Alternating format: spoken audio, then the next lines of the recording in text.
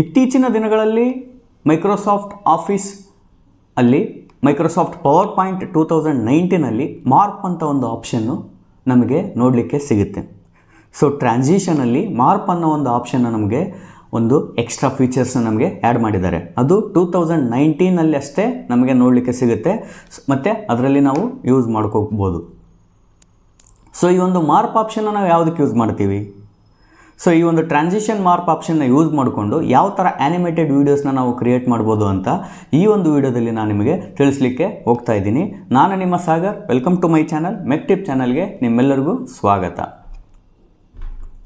So ನಿಮ್ಮ ಒಂದು ಕಂಪ್ಯೂಟರಲ್ಲಿ Microsoft PowerPoint application open ಮಾಡಿಕೊಂಡು ಅಲ್ಲಿ ಬ್ಲಾಂಕ್ ಪ್ರೆಸೆಂಟೇಷನ್ನ ಸೆಲೆಕ್ಟ್ ಮಾಡ್ಕೊಳ್ಳಿ.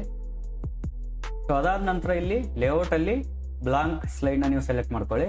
ಸೊ ಈ ಬ್ಲಾಂಕ್ ಸ್ಲೈಡ್ಗೆ ನಾನು ಇನ್ಸರ್ಟ್ ಆಪ್ಷನಲ್ಲಿ ಹೋಗಿ ಶೇಪ್ಸ್ ಅಂತ ಒಂದು ಆಪ್ಷನ್ ಇದೆಯಲ್ಲ ಅದರಲ್ಲಿ ರೆಕ್ಟ್ಯಾಂಗಲ್ ಶೇಪ್ ತಗೊಂಡು ಸೊ ಇಲ್ಲಿ ಒಂದು ರೆಕ್ಟ್ಯಾಂಗಲ್ ಶೇಪ್ನ ಡ್ರಾ ಮಾಡ್ತೀನಿ. ಸೊ ಈ ಒಂದು ರೆಕ್ಟ್ಯಾಂಗಲ್ ಶೇಪ್ನ ನಾನು ಕಲರ್ ಬ್ಲಾಕ್ ಮಾಡಿಕೊಂಡು ಅಂಡ್ ಶೇಪ್ ಔಟ್ಲೈನ್ನ ನೋ ಔಟ್ಲೈನ್ ಅಂತ ಸೆಲೆಕ್ಟ್ ಮಾಡ್ಕೊತೀನಿ. ಸೊ ನೆಕ್ಸ್ಟ್ ಬಂದ್ಬಿಟ್ಟು ಇನ್ಸರ್ಟ್ ಆಪ್ಷನ್ಗೆ ಹೋಗಿ ನೀವು ಐಕಾನ್ಸ್ ಅಂತ ಒಂದು ಆಪ್ಷನ್ ಇದೆಯಲ್ಲ ಆ ಒಂದು ಆಪ್ಷನ್ ಮೇಲೆ ಕ್ಲಿಕ್ ಮಾಡಿದರೆ ಸೊ ನಿಮಗೆ ಲಿಸ್ಟ್ ಆಫ್ ಐಕಾನ್ಸ್ ಇಲ್ಲಿ ಶೋ ಆಗ್ತವೆ. ಇದು ಲಿಸ್ಟ್ ಆಫ್ ಐಕಾನ್ಸ್ನ ನಮಗೆ ಇಂಟರ್ಫೇಸು ಈ ಥರ ನೋಡಲಿಕ್ಕೆ ಸಿಗುತ್ತೆ. ಇದರಲ್ಲಿ ನಾನು ಕೆಲವು ಐಕಾನ್ಸ್ನ ಸೆಲೆಕ್ಟ್ ಮಾಡ್ಕೊತೀನಿ. ನಮಗೆ ಯಾವ ಒಂದು ಐಕಾನ್ಸ್ ಇಷ್ಟ ಆಗುತ್ತೋ ಆ ಒಂದು ಐಕಾನ್ಸ್ನ ನೀವು ಸೆಲೆಕ್ಟ್ ಮಾಡ್ಕೋಬೇಕಾಗುತ್ತೆ ಅಂಡ್ ಕಸ್ಟಮೈಸ್ಡ್ ಡಿಸೈನ್ಸ್ನ ನೀವು ಸೆಲೆಕ್ಟ್ ಮಾಡ್ಕೋಬೇಕಾಗುತ್ತೆ. ಸೊ ಇಲ್ಲಿ ನಾನು ಒಂದು 5 ಐಕಾನ್ಸ್ನ ಇಲ್ಲಿ ಸೆಲೆಕ್ಟ್ ಮಾಡ್ಕೊಳ್ತಾ ಇದ್ದೀನಿ. ಸೊ ಈ 5 ಐಕಾನ್ಸ್ನ ನೀವು ಇಲ್ಲಿ ಕೊನೆಯದಾಗಿ ಇನ್ಸರ್ಟ್ ಅಂತ ಆಪ್ಷನ್ ಇದೆಯಲ್ಲ ಇನ್ಸರ್ಟ್ ಅಂತ ಕ್ಲಿಕ್ ಮಾಡಿದ್ರೆ ಈ ತರ ಪ್ಲೇಸ್ ಆಗುತ್ತೆ. ಇದನ್ನ ನಾವು ಕೆಳಗಡೆ ಡ್ರ್ಯಾಗ್ ಮಾಡಿದ್ರೆ ಈ ತರ ಶೋ ಆಗುತ್ತೆ. ಸೊ ಇಲ್ಲಿ ಎಂಟಿ ಸ್ಪೇಸ್ ಅಲ್ಲಿ ಕ್ಲಿಕ್ ಮಾಡಿ ಅದಾದ ನಂತರ ಈ ಒಂದು ಐಕಾನ್ಸ್ನ ನೀವು ಈಕ್ವಲಿ ಡಿಸ್ಟೆನ್ಸ್ ಆಗಿ ಪ್ಲೇಸ್ ಮಾಡ್ಕೊಳ್ಳಿ ಇಲ್ಲಿ ಈ ತರ. ಸೊ 5 ಐಕಾನ್ಸ್ನ ನಾವು ಈ ತರ ಪ್ಲೇಸ್ ಮಾಡ್ಕೋಬೇಕಾಗತ್ತೆ. ಸೊ ನಾನಿಲ್ಲಿ ಈ ಒಂದು ಐಕಾನ್ಸ್ನ ಈ ತರ ಪ್ಲೇಸ್ ಮಾಡ್ಕೊಂತೀನಿ. ಓಕೆ, ಅದಾದ ನಂತರ ಈ ಒಂದು ಮೈನಸ್ ಅಂದ್ರೆ ಜೂಮ್ ಔಟ್ ಮಾಡಿಕೊಂಡು ಸ್ವಲ್ಪ ಅದರಲ್ಲಿ ಇನ್ಸರ್ಟ್ ಆಪ್ಷನ್ ಅಲ್ಲಿ ಹೋಗಿ ಶೇಪ್ಸ್ ಅಲ್ಲಿ ಇಲ್ಲಿ ಟೆಕ್ಸ್ಟ್ ಬಾಕ್ಸ್ ಅಂತ ಒಂದು ಆಪ್ಷನ್ ಇದೆ. ಆ ಒಂದು ಟೆಕ್ಸ್ಟ್ ಬಾಕ್ಸ್ ನ ನೀವು ಸೆಲೆಕ್ಟ್ ಮಾಡಿಕೊಂಡು ಸೊ ಈ ಒಂದು ಐಕಾನ್ಗೆ ನೀವು ನೇಮಿಂಗ್ ಮಾಡಬೇಕಾಗುತ್ತೆ. ಇಲ್ಲಿ ನಾನು ಆ ಒಂದು ಐಕಾನ್ಗೆ ಓಮ್ ಅಂತ ಸೆಲೆಕ್ಟ್ ಮಾಡ್ಕೊಂಡು ಇಲ್ಲಿ ಫಾಂಟ್ ನ ಬೋಲ್ಡ್ ಮಾಡ್ಕೊಂತೀನಿ. ಸ್ವಲ್ಪ ಸೈಜ್ ಅಲ್ಲಿ ವೇರಿಯೇಷನ್ ಮಾಡ್ಕೊಳ್ರಿ. ನೆಕ್ಸ್ಟ್ ಬಂದ್ಬಿಟ್ಟು ಇದನ್ನ ನೀವು ಕಂಟ್ರೋಲ್ ಡಿ ಮಾಡೋದ್ರಿಂದ ಡೂಪ್ಲಿಕೇಟ್ ಆಗುತ್ತೆ. ಅದನ್ನ ನೀವು ಎಲ್ಲ ಐಕಾನ್ಸ್ಗೂ ಪ್ಲೇಸ್ ಮಾಡ್ಕೊಳ್ಳಿ. So control D. So finally ಅದರದೇ ಆದ ಐಕಾನ್ಗೆ ನಾನು ಕಸ್ಟಮೈಸ್ ನೇಮಿಂಗ್ ಇಲ್ಲಿ ಪ್ಲೇಸ್ ಮಾಡಿದ್ದೀನಿ. ಈ ತರ ನೀವು ಪ್ಲೇಸ್ ಮಾಡಿಕೊಂಡು ಸೊ ಈ ಒಂದು ಸ್ಲೈಡ್ಗೆ ನಾನು ಇನ್ಸರ್ಟ್ ಆಪ್ಷನ್ ಅಲ್ಲಿ ಹೋಗಿ ಒಂದು ಟೆಕ್ಸ್ಟ್ ಅಂದ್ರೆ ಒಂದು ರೆಫರೆನ್ಸ್ ನಂಬರ್ನ ಕೊಡ್ತೀನಿ. ಸೊ 1 ಅಂತ ಕೊಡಿ ಅಂಡ್ ಎಂಟರ್ ಮಾಡಿ. ಓಕೆ, 1 ಅಂತ ಕೊಟ್ಟು ನೀವು ಓಕೆ ಮಾಡಿಕೊಂಡು ಈ ಒಂದು ಸ್ಲೈಡ್ಗೆ ನಾವು ಇನ್ನೊಂದು ಇನ್ಸರ್ಟ್ ಆಪ್ಷನ್ ಅಲ್ಲಿ ಹೋಗಿ ಶೇಪ್ಸ್ ಅಲ್ಲಿ ಓವಲ್ ಶೇಪ್ ನ ನೀವು ಸೆಲೆಕ್ಟ್ ಮಾಡಿಕೊಂಡು ಶಿಫ್ಟ್ ಪ್ರೆಸ್ ಮಾಡಿ ನೀವು ಡ್ರ್ಯಾಗ್ ಮಾಡಿದ್ರೆ ಆ ಒಂದು ಓವಲ್ ಶೇಪ್ ರೌಂಡ್ ಶೇಪ್ ಅಲ್ಲಿ ಬರುತ್ತೆ. ಸೊ ಇಲ್ಲಿ ನೀವು ಪ್ಲೇಸ್ ಮಾಡಿ ನೋಡ್ಬೋದು ಇಲ್ಲಿ ಯಾವುದೇ ರೀತಿಯ ಗ್ಯಾಪ್ ಫಾರ್ಮೇಶನ್ ಆಗಿಲ್ಲ. ಸೊ ಇಲ್ಲಿ ಸ್ವಲ್ಪ ಗ್ಯಾಪ್ ಫಾರ್ಮೇಶನ್ ಆಗ್ಬೇಕಂದ್ರೆ ಈ ಒಂದು ರೌಂಡ್ ಶೇಪ್ಗೆ ನಾನು ಔಟ್ಲೈನ್ ಅಲ್ಲಿ ಬ್ಲಾಕ್ ಸೆಲೆಕ್ಟ್ ಮಾಡಿಕೊಂಡು ಸೊ ಆ ಒಂದು ಶೇಪ್ ಔಟ್ಲೈನ್ ಅಲ್ಲೇ ವೇಟ್ ಅಂದ್ರೆ ಔಟ್ಲೈನ್ ವೇಟ್ ನಾನು ಸ್ವಲ್ಪ ಜಾಸ್ತಿ ಮಾಡ್ಕೊಂತೀನಿ. ಇಲ್ಲಿ ನೋಡ್ಬೋದು ನೀವು outer side weight black colour ಆಯ್ತು. ಈಗ ಪ್ಲೇಸ್ ಮಾಡಿದರೆ ಆ ಒಂದು ರೌಂಡ್ ಶೇಪ್ ಆ ಒಂದು ಬ್ಲ್ಯಾಕ್ ಸ್ಕ್ರೀನ್ಗೆ ಈಗ ಗ್ಯಾಪ್ ಅಲ್ಲೇ ಮ್ಯಾಚ್ ಆಯ್ತು ಈ ತರ. ಸೊ ಈ ತರ ಫಾರ್ಮೆಟ್ ಆದ್ಮೇಲೆ ನಾವೇನ್ ಮಾಡ್ಬೇಕು, ಈ ಒಂದು ಸ್ಲೈಡ್ ನ ನಾನು ಈ ಪ್ರತಿಯೊಂದು ಐಕಾನ್ಸ್ ನ ಏನ್ ಮಾಡ್ಬೇಕು ಇಲ್ಲಿ ಈ ಒಂದು ಸ್ಲೈಡ್ ಅಲ್ಲಿ ಡೂಪ್ಲಿಕೇಟ್ ಮಾಡ್ಕೋಬೇಕು. ಕಂಟ್ರೋಲ್ ಡಿ ಅಂತ ಒತ್ತಿದ್ರೆ ನಿಮಗೆ ಈ ಸ್ಲೈಡ್ ಡೂಪ್ಲಿಕೇಟ್ ಆಗುತ್ತೆ. ಸೊ ಇಲ್ಲಿ ಪ್ರತಿಯೊಂದು ಐಕಾನ್ಸ್ ನ ನಾನು ಡಿಲೀಟ್ ಮಾಡ್ಕೊಂತ ಇದ್ದೀನಿ. ಓಕೆ, ಅದನ್ನ ಯಾಕಂತ ಹೇಳ್ತೀನಿ ನೆಕ್ಸ್ಟ್. ಸೊ ಪ್ರತಿಯೊಂದು ಐಕಾನ್ಸ್ ನಾನು ಡಿಲೀಟ್ ಮಾಡ್ಕೊಂಡಾದ್ಮೇಲೆ ಈ ಒಂದು ಸ್ಲೈಡ್ ನ ನಾನು ಡೂಪ್ಲಿಕೇಟ್ ಮಾಡ್ಕೊತೀನಿ. ಅವು 5 ಸೆಟ್ಸ್ ಆಗಿ, ಯಾಕಂದ್ರೆ ನನ್ನ ಹತ್ರ 5 ಐಕಾನ್ಸ್ ಇರೋದವು. ಸೊ ಅದಕ್ಕಾಗಿ ನಾನು 5 ಸ್ಲೈಡ್ಸ್ ನ ಇಲ್ಲಿ ಪ್ರಿಪೇರ್ ಮಾಡ್ತಾ ಇದ್ದೀನಿ.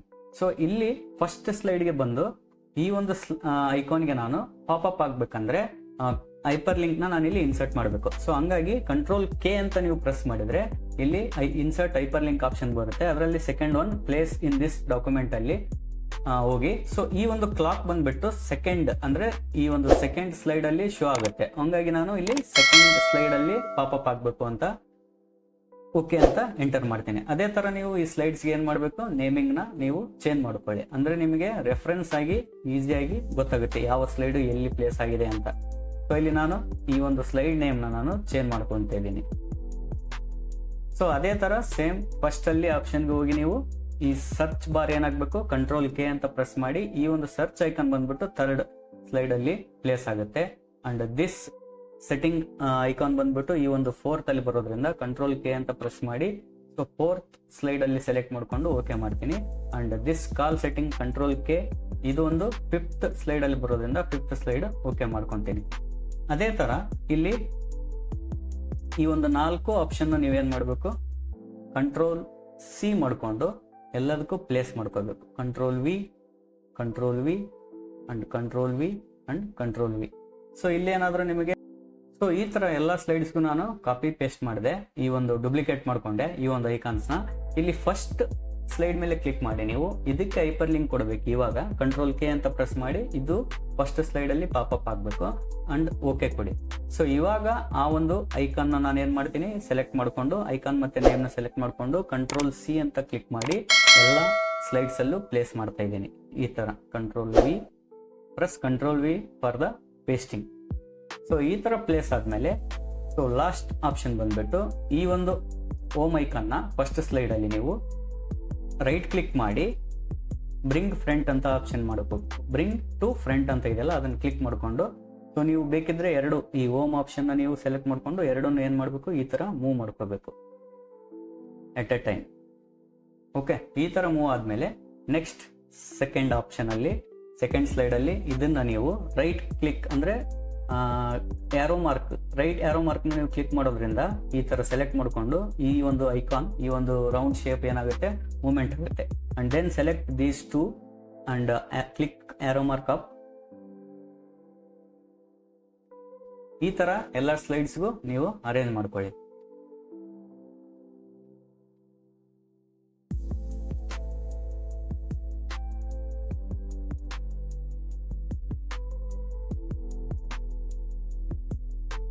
ಸೊ ನಾನಿವಾಗ ಎಲ್ಲ ಸ್ಲೈಡ್ಸ್ಗೂ ಈ ತರ ಅರೇಂಜ್ ಮಾಡ್ಕೊಂಡೆ. ನೀವು ಇಲ್ಲಿ ನೋಡ್ಬೋದು ಪ್ರತಿಯೊಂದು ಸ್ಲೈಡ್ಸ್ ಈ ತರ ನೀವು ಅರೇಂಜ್ ಮಾಡ್ಕೋಬೇಕಾಗತ್ತೆ.